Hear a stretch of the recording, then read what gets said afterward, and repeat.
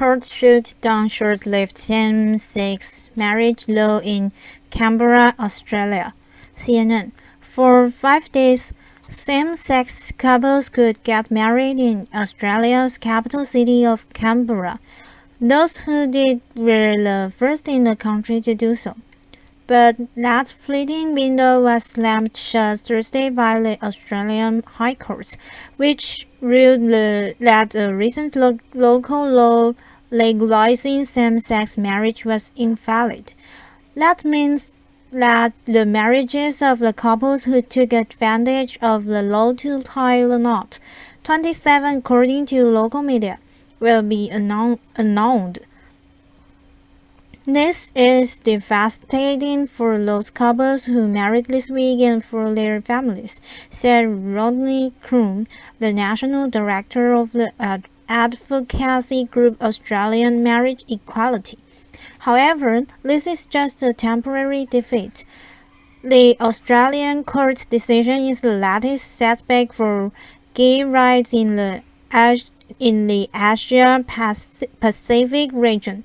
On Wednesday, India's top court ruled that sex between consenting homosexual partners is illegal in the country, prompting dismay from human rights groups. Australian gay rights activists said their fight would now shift to lobbying the national parliament to change federal legislation. The High Court said Thursday that the Federal Marriage Act, which doesn't permit same-sex marriage, take precedence over the law passed by the Legislative Assembly in Canberra, also known as the Australian Capital Territory.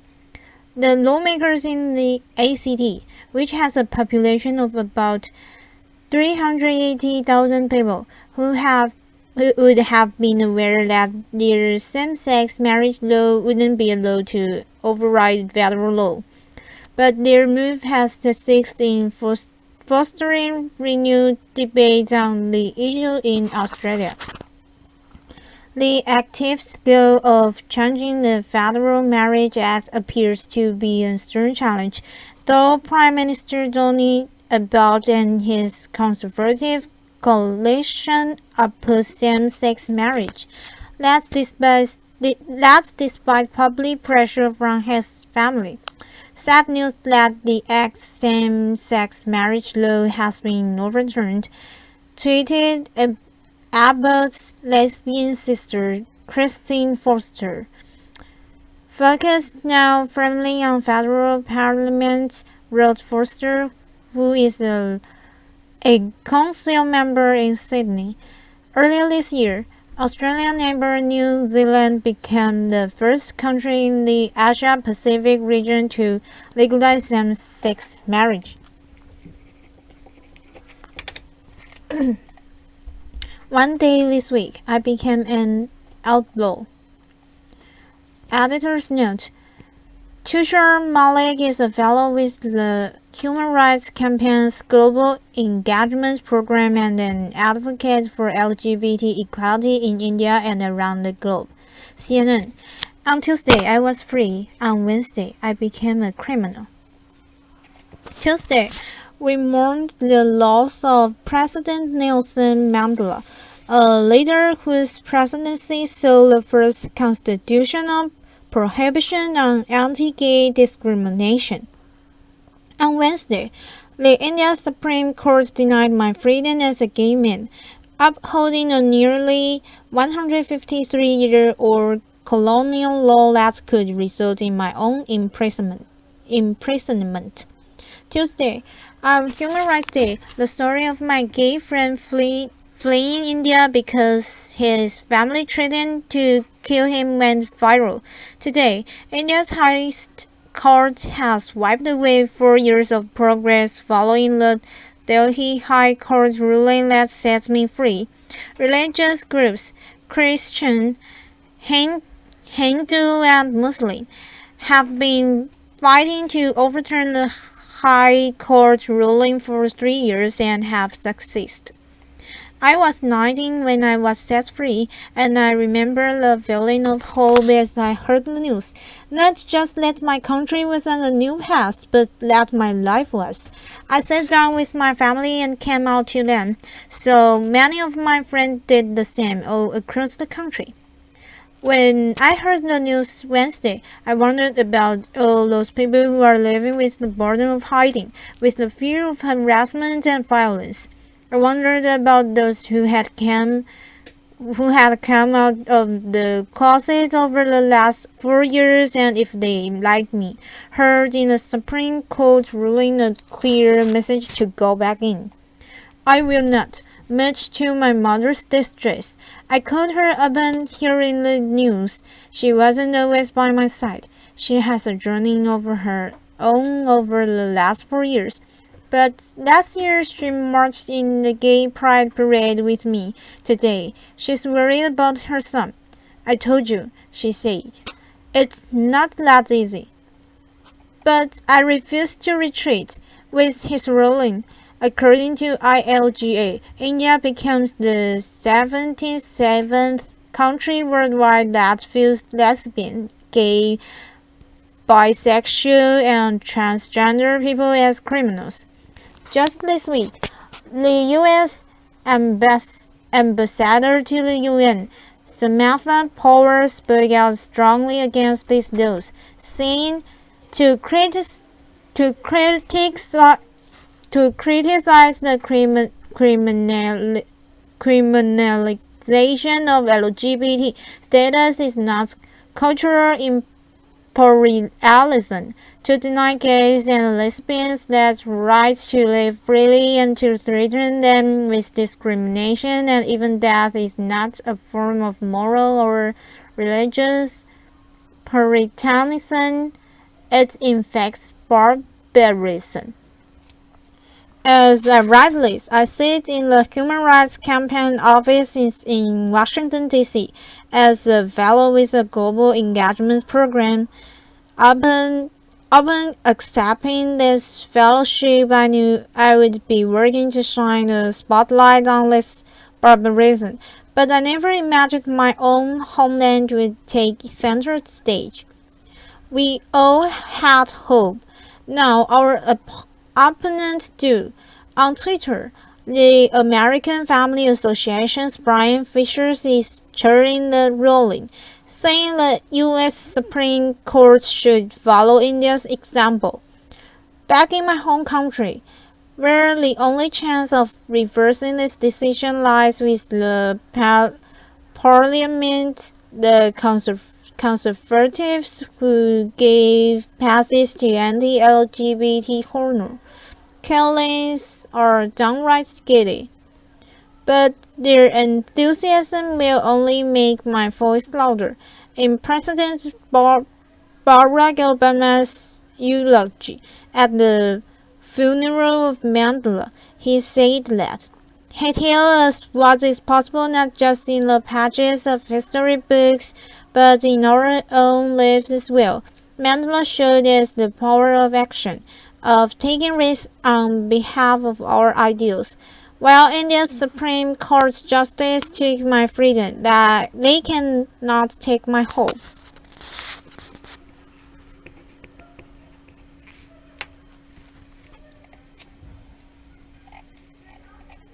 Texas teen Ethan Koch gets 10 years probation for driving drunk, killing 4. CNN. To families of victims, Ethan Koch was a killer on the road, a drunken teenage driver who caused a crash that left 4 people dead. To the defense, the youth is himself a victim of abuse, according to one psychologist, the product of wealthy, privileged parents who never set limits for the boy. To a judge, who sentenced Koch to 10 years probation but no jail time, he's a defendant in need of treatment. The decision disappointed prosecutors and stunned victims' family members, who say they feel that Koch got off too easy. Prosecutors had asked for a maximum of 20 years behind bars. Let's face it, there needs to be some justice here. Eric Boyles, who lost his wife and daughter, told CNN and Anderson Cooper 360 on Wednesday night. For 25 weeks, I've been going through a healing process, and so when the verdict came out, my immediate reaction is, I'm back to week one. We have accomplished nothing here. My healing process is out the window, he said. Lawyers for Coach, 16, had argued that the teen's parents should share a part of the blame for the crash because they never set limits for the boys and gave him everything he wanted.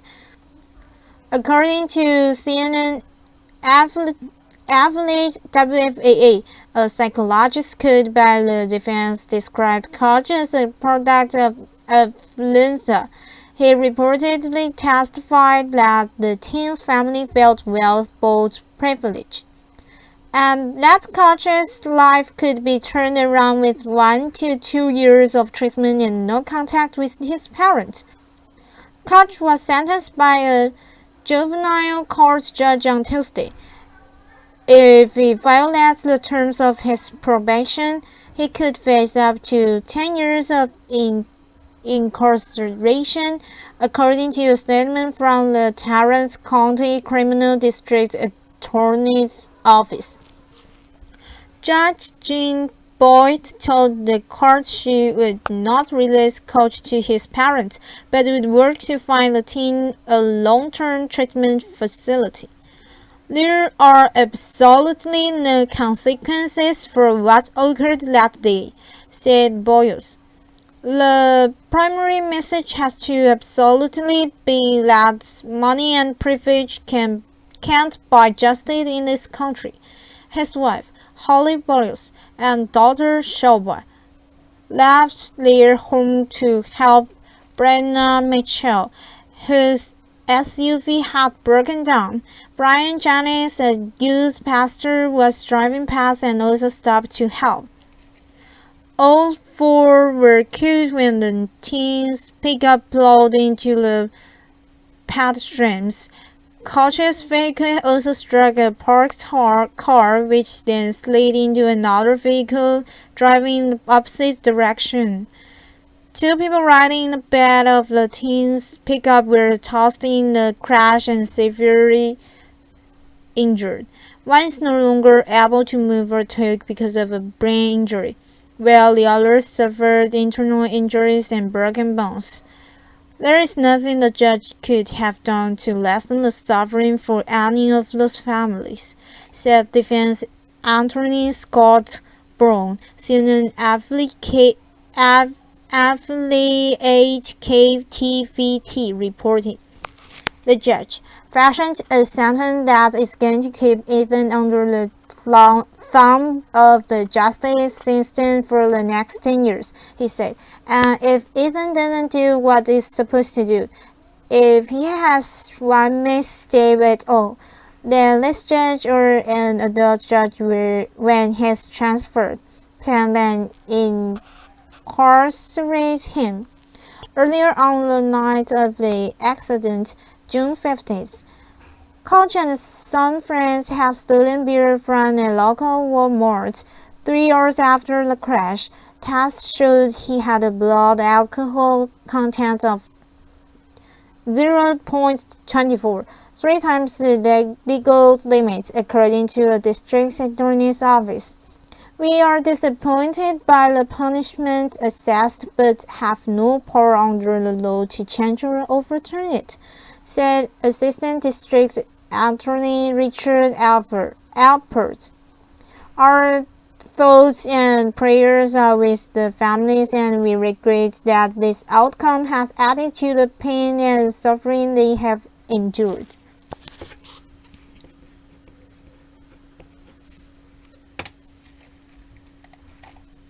School drops sexual harassment claim against 6-year-old who kissed girl. CNN. Amid a tidal wave of negative publicity, a Colorado school system has let a 6-year-old boy return to school and said it won't classify his kissing a girl on the hand as sexual harassment. The story of first grader Hunter Youngton made national news and spurred outrage last week after word spread that his school near Colorado Springs suspended him for the case and accused him of sexual harassing the girl. On Wednesday night, CNN affiliate KRDO reported that Cannon City Schools Superintendent Robin Goody met with Hunter's parents. The superintendent then charged Hunter's disciplinary offense from sexual harassment to misconduct. The boy has also returned to school at the Lincoln School of Science and Technology. Boy's mom, an innocent crush. The boy's mother, Jennifer Sanders, told KRDO the whole thing stems from an innocent crush Hunter had on a girl in the class. He kissed her on the hand during reading group. That landed him a 2-day suspension from school and a trial of sexual harassment in his school files. Sanders admitted Hunter had problems at school before, getting suspended for roughhousing and for kissing the same girl on the cheek, but the level of sexual harasser outraged her. This is taking it to an extreme that doesn't need to be met with a 6-year-old. Sanders told the station, "No, my son's asking questions. What is sex, mommy?" Girl's mom, school was right. Jed Masters Ombay, the mother of the girl Hunter is accused of kissing, told the local newspaper that the school district was right in protecting her daughter. The mother, who is also a teacher in the school district, said Hunter had tried to kiss her daughter over and over without her permission. According to Cannon City Daily Record, "I've had to coach her about what to do when you don't want someone touching you, but they won't stop," Masters on Bay told the newspaper. School system, look at both sides. Reaction online to Hunter's story was swift, with the majority of commenters expressed poor outrage. Goody, the superintendent of Cannon City Schools, told HLN on Tuesday that students aren't labeled sexual harassers after the first innocent grade school case. But if unwelcome contact of touching continues, it will be noted in the student file, he said. He said the school system had to look at all sides of the story. "Our main interest in this is having the behavior stop, because the story is not just about the student that was disappointed. It is also about the student receiving the unwanted advances," he said.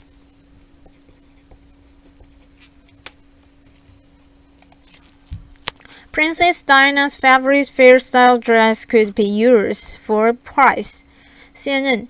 Anyone who's ever wanted to look or dress like a princess will have the opportunity on Tuesday, when one of Princess Diana's most hairstyle frocks goes under the hammer at Carrie Taylor Auction House in London.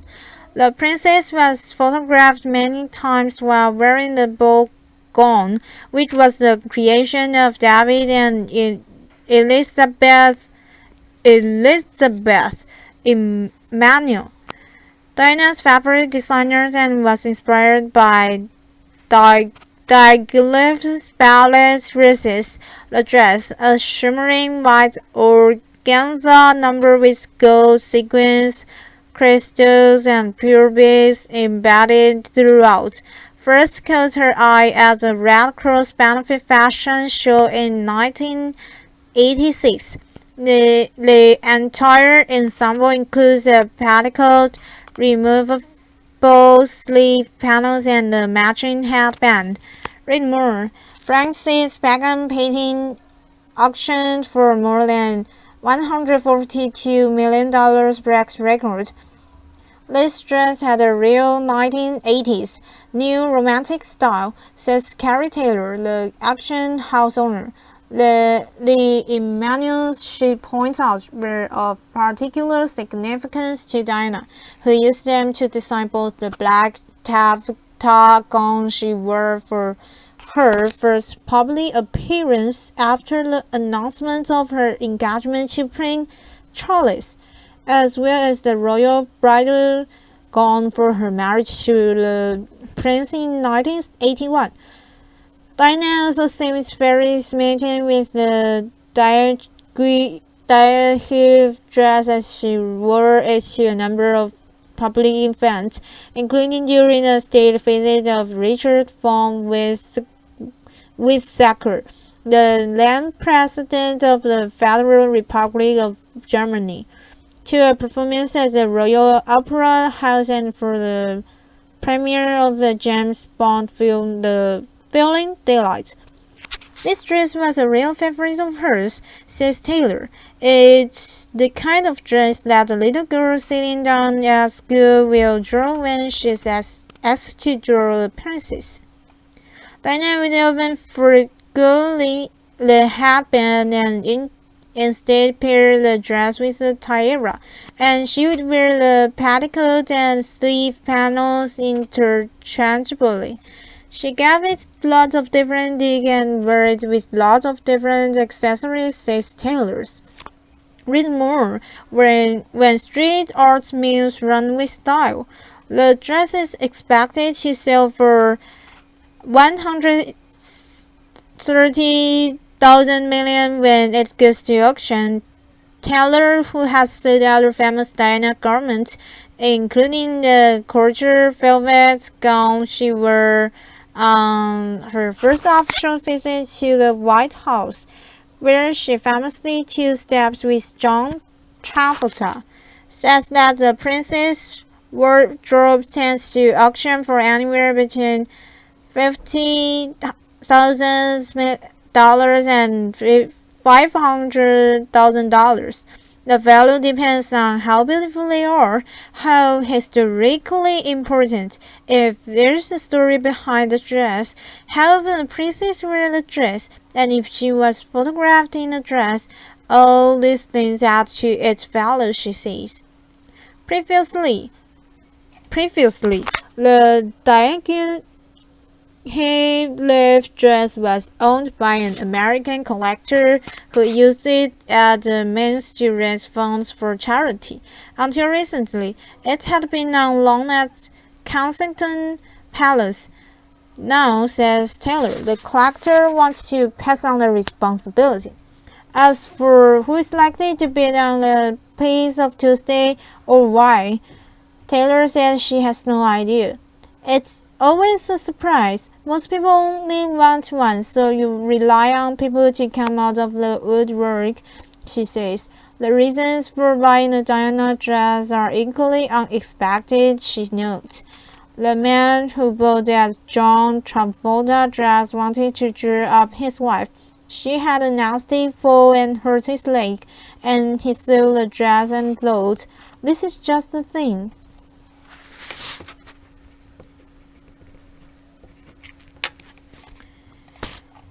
Did this building turn you on? The strange psychology of curvy architecture. Sinan, are things looking a little wavy to you? From London's Gherkin to the Maryland Monroe Towers in Ontario. When traveling through most of the world's major cities, you'd be forgiven for thinking that town planners have tried to baby-proof new buildings by imposing a strict span on right angles. Indeed, if a flurry of new landmark building proposals are anything to go by, things are about to get a whole lot curvier. Last week, Zaha Hadid unveiled her design for the 2022 World Cup Soccer Stadium in Counter. Inspired by the doll, a traditional cutlery fishing boat is sensor roof curves and bends like a free-flowing sail in the wind. At the same time, the Cupertino City Council gave Apple final approval for Apple Campus 2, its massive new headquarters designed by StarkTech's Norman Foster, with an ultra-orbital shape and curving glass exterior. The building resembles a shimmering spaceship that has landed delicately in the fields of California. And these are just two examples from an ever-swelling list of proposed major structures with curling sinews and twisting features. Nature feeds nurture.